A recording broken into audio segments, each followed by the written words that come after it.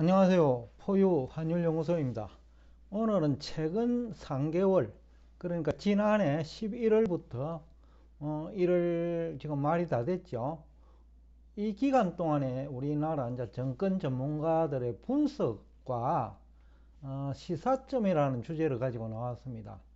여러분들도 뭐 아시다시피 지난 3개월 전만 하더라도 우리 정신은 공포 분위기 그 자체였죠.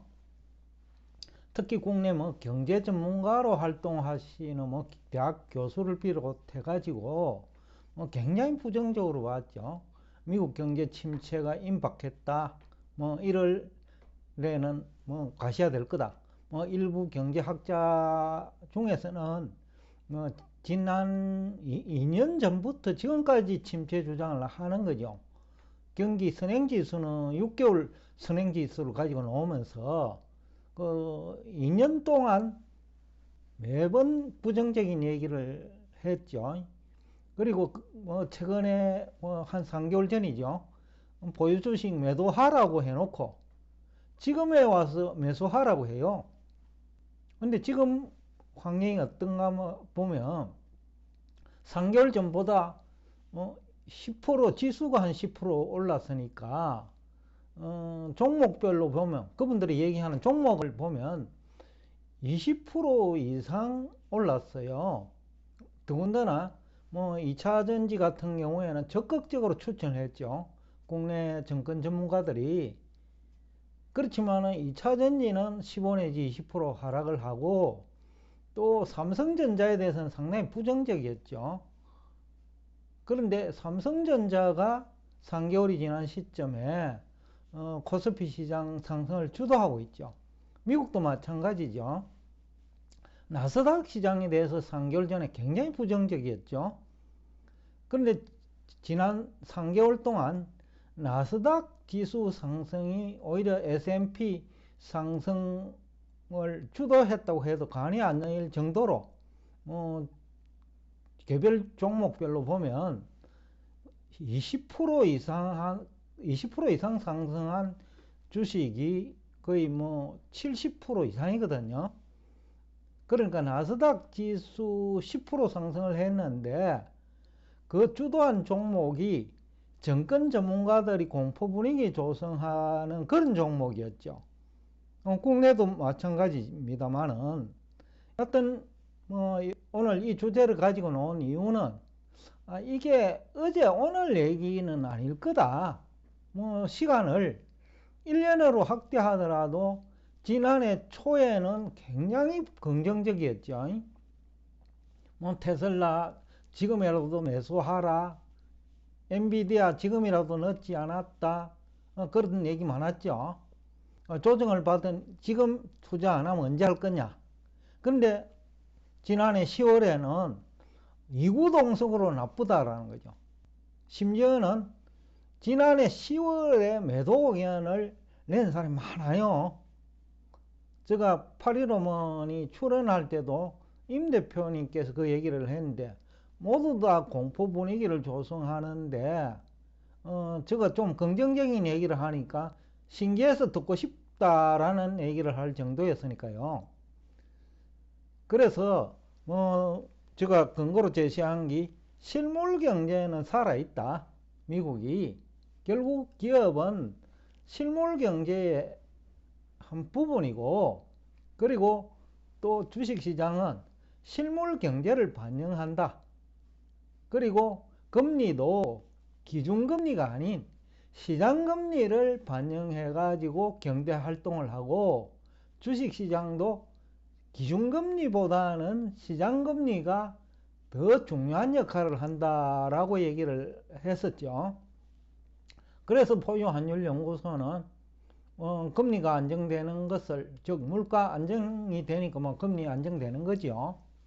그리고 돈이 갈 데가 없으니까 8.15머니 출연할 때 금리가 왜 안정되는지 모르겠다.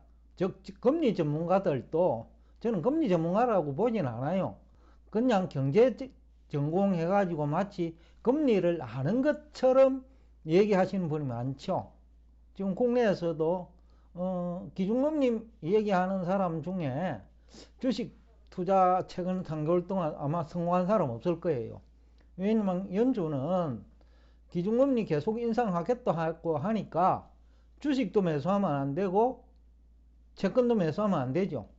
그러니까 기준금리 중심으로 얘기하는 사람은 그렇게 얘기했다는 거죠. 그런데 시장금리 중심으로 접근하다 보니 나스닥 지수 매수해도 되고, 그 다음에 나스닥에 부채가 좀 많은 대형 기술주 매수해도 된다라는 거죠.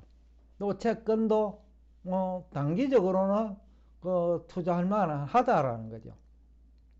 그래서 지금 오늘 가지고 놓은 이 주제의 제목이 시사하는 바 때문에 제가 오늘 가지고 나왔는데, 지금 유튜브 활동 전문가 한 90% 이상이라고 보는데요.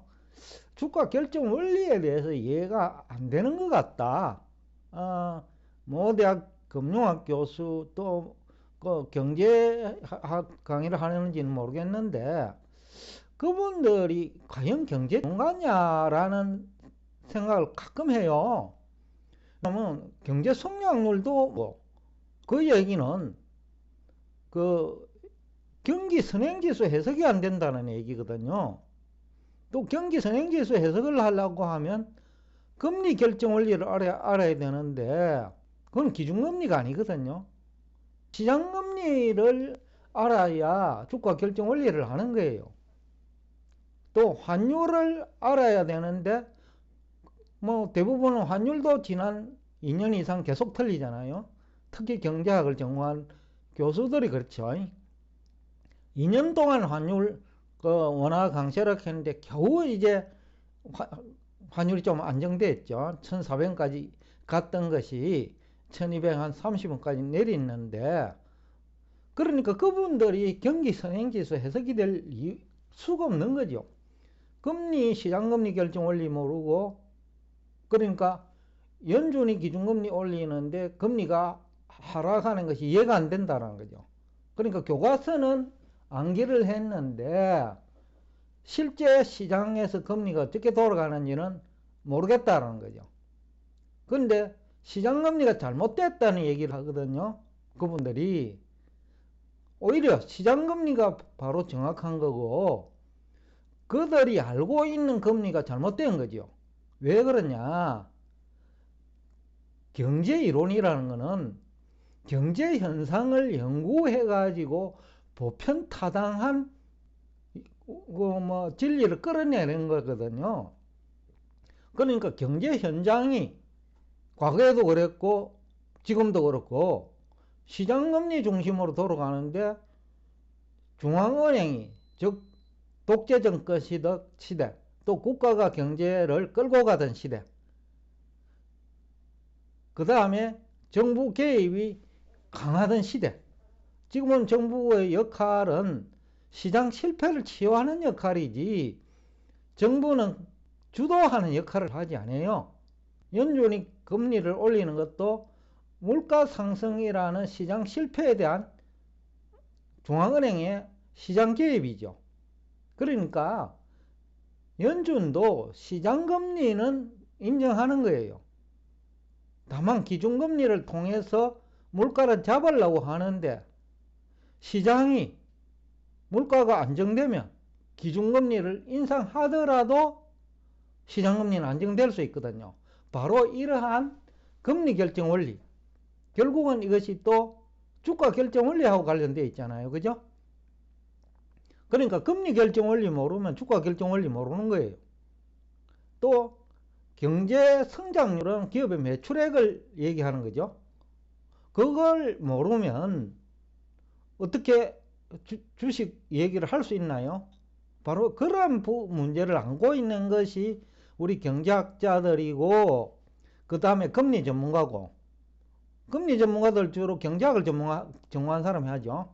근데 맨날 얘기하는 게 기준금리 얘기하다가 공매도 하고 가지고 있는 거 손절매하고 인버스 투자했는데 공매단 주식은 30% 40% 올라버렸고, 인버스 투자한 경우도 20, 30% 올라버렸고, 또 손절매한 거는 손해보고 했죠. 지금 하면 30 내지 40% 높은 가격으로 손절매 할 수 있는데, 또 그때 매수를 했다면 20, 30% 수익이 발생하는데, 결국 주가 결정 원리에 대한 이해 부족. 근데 다수는 전문가인 것처럼 활동하지만은 사실은 주가 결정 원리 모르고, 경제 성장률이 어떻게 결정되는지 모르고, 경기 선행지수 해석 능력이 없고, 그 다음에 그게 안 되니까 수익성은 뭐 얘기가 안 되는 거죠. 그러니까 성장성만 강조하는 거죠. 그래서 2차전지, 2차전지, 2차전지죠. 성장한 기업 중에 부도난 기업 많아요. 더군다나 무한경쟁 시대에는 그 가격 경쟁을 하죠. 그러다 보면 그 매출액은 증가하는데 수익성이 훼손되죠. 그러면 그 기업들은 주가가 빠지죠.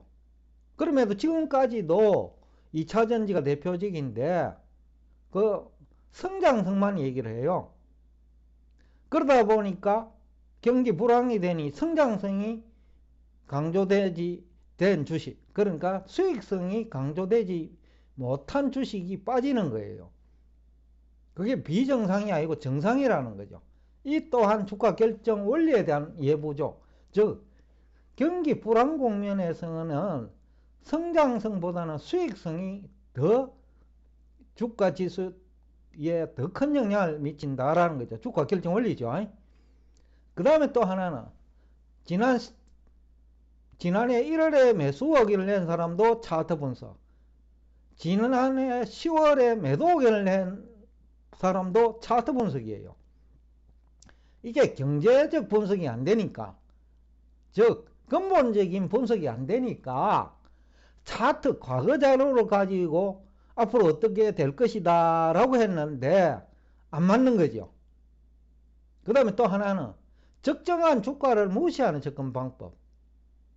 그러다 보니까 거품 투성인 테슬라를 지난해 초에 매수하라고, 또 거품 투성인 기술주를 지난해 초에 매수 하락하고, 또 주가가 많이 내려가지고 이제 어느 정도는 뭐 반등할 수 있는 시기가 되면 매도 의견을 내지요.